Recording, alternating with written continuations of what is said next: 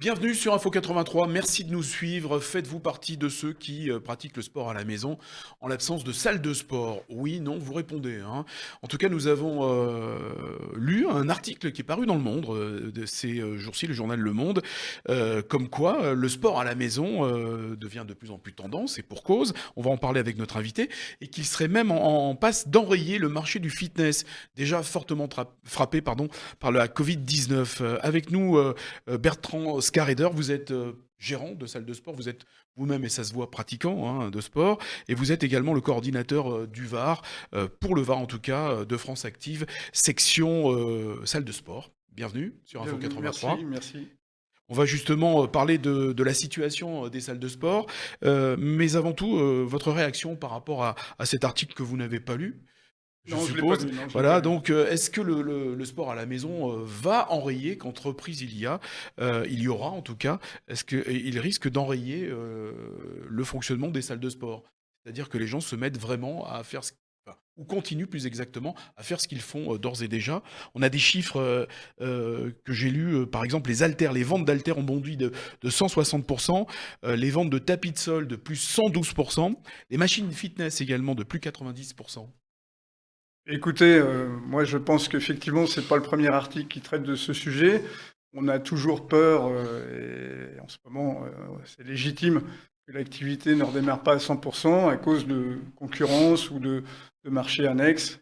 Moi je pense qu'au contraire, ces équipements-là sont destinés à des gens qui étaient hyper fréquentants, des gens qui avaient l'habitude de s'entraîner régulièrement, qui ne peuvent plus le faire et qui sont équipés pour pouvoir s'entraîner à la maison. Mais moi, je pense que ces personnes-là, quand les clubs vont rouvrir, reviendront à la maison, reviendront au club, ne resteront pas Ah, à la maison. c'est un lapsus révélateur. Alors, on parle de vente de produits qui servent à faire justement Ouais, du fitness, de la musculation. Il y a la numérisation également, la ouais. digitalisation des cours. Mm. Par exemple, c'est pas une crainte pour vous? Non, de la même manière, je pense qu'une partie des gens qui vont suivre ces cours vidéo, par transmission, vont tôt ou tard vouloir revenir dans un club pour être en prise directe avec les coachs, avec du matériel professionnel, avec une ambiance aussi, hein. Il y a des échanges, il y a le côté social et tout qui est important dans les clubs de gym. Je suis Inquiet. pas trop anxieux pour la suite du déroulé. Si vous faites votre boulot correctement, on pourrait parler également du parallèle qu'on pourrait faire avec les restaurants. Vous bouffez bien à la maison, mais si vous avez un bon chef cuistot qui fait une bouffe qui est sympa, même si c'est un peu plus cher qu'à la maison, ben vous allez retourner au restaurant. Pour nous, ce sera pareil, je pense. Alors, vous êtes, je l'ai dit, coordinateur pour le département du Var du syndicat France Active, section sport, salle de sport en tout cas, qui représente à peu près 1750 entreprises, plus de 6000 salariés. Quelle est la situation aujourd'hui des salles de sport? Alors vous êtes gérant, vous allez parler à double titre en ce qui concerne vos salles de sport et de façon plus générale des salles de sport dans le département du Var. Ben, écoutez, la situation, on a connu des jours meilleurs, hein.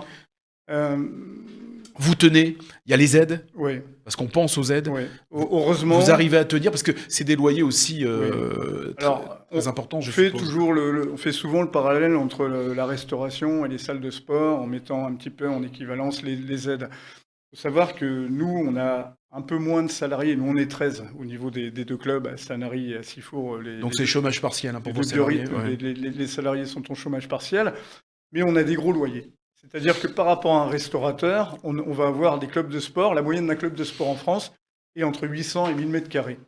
Donc inutile de vous dire que les loyers que l'on paye sont beaucoup plus importants que les loyers que payent les restaurateurs. Alors comment ça se passe justement? Ça fait 8 mois de fermeture, Alors, depuis octobre. ben, quand vous avez 25 ou 30% de charges sur votre chiffre d'affaires et que vous n'avez que 20% d'aide sur le chiffre d'affaires, tout le monde peut comprendre qu'il y a un delta qui est totalement incompressible.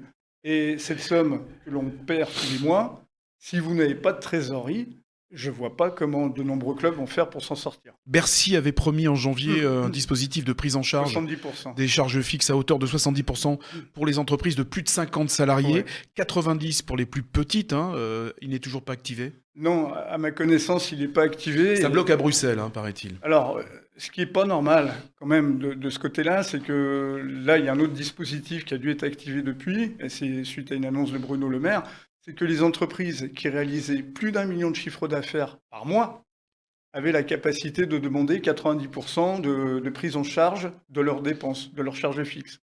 Et nous, les petits, qu'est-ce qu'on devient? Au niveau des clubs de gym, moi je fais pas 1 million de chiffre d'affaires par mois, hein, je le Alors fais même pas justement, par an. quels sont vos leviers pour vous faire entendre?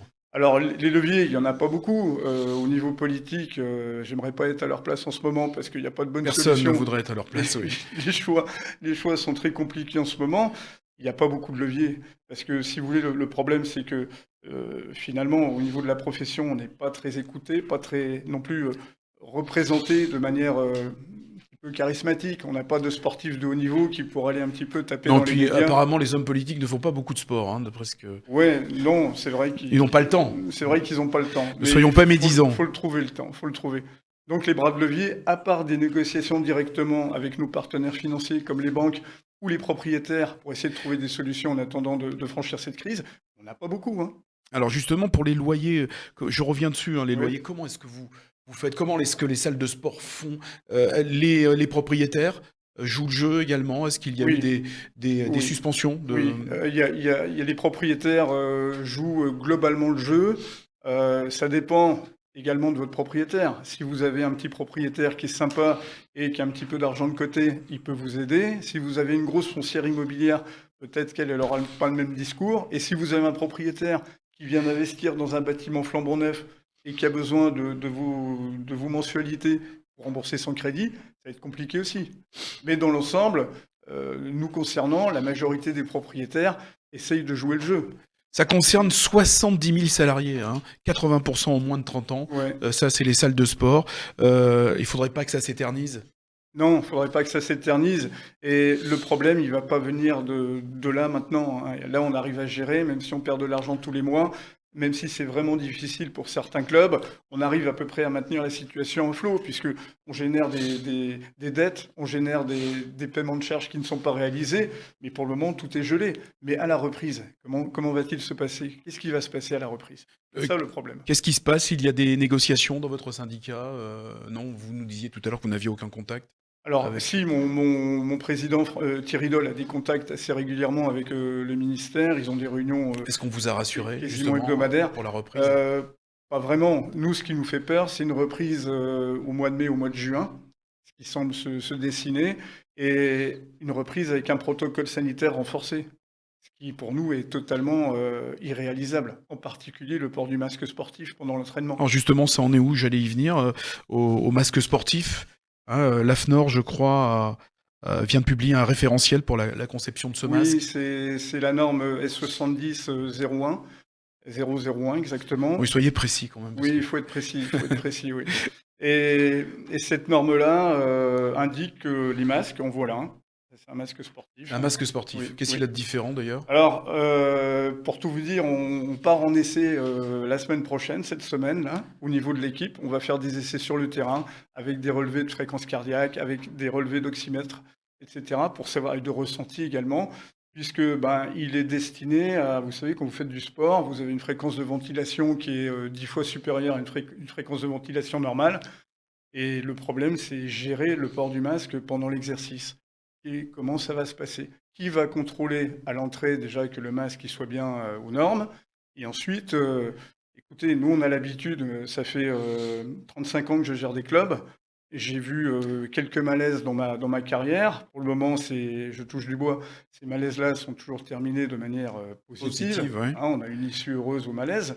Mais là, sans aucun doute, on va renforcer le risque de malaise. C'est un vrai risque, une vraie crainte. Oui, ça, pour oui, vous. oui, c'est certain. Ça va dissuader, vous pensez? Ah oui, totalement. Ça va dissuader les pratiquants, personnes. ouais. Mais vous vous rendez compte, si on ouvre au mois de juin, avec le beau temps, la belle arrière-saison qu'on va D'autant plus avoir... que c'est pas la bonne période, puisque généralement le sport on le reprend en septembre. Vous savez que nous, juillet, août et de mi-juin jusqu'à mi-septembre, surtout dans la région, Tout se passe à l'extérieur. on fait pas grand-chose, hein. On fait pas grand-chose. Donc là, imposer déjà les normes sanitaires qu'on a dû imposer depuis le 2 juin, depuis le retour, le protocole sanitaire qu'on doit imposer, qui nous a divisé par 2 les surfaces d'entraînement, qui nous a divisé par 2 les surfaces de machines dans les cours collectifs. Imaginez qu'on monte à maintenant, on était à 4 mètres carrés, mais imaginez qu'on monte à 6 ou 10 mètres carrés. Comment on va faire pour tourner?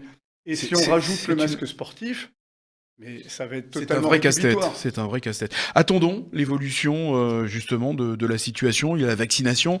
Gardons espoir. On suivra justement ce secteur bien particulièrement.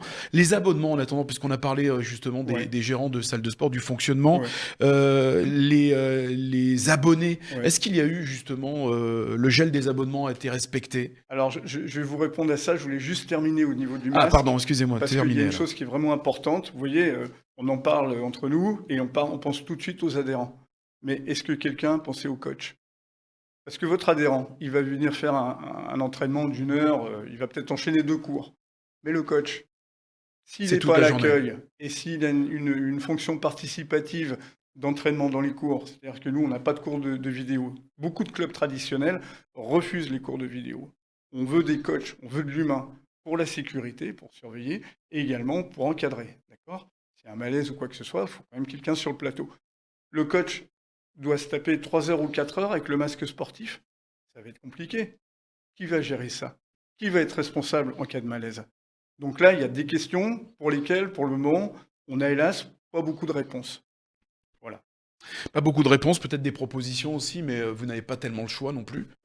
Parce que vos propositions, même si vous en faites, elles seront limitées. On va wait and see, hein, wait and see.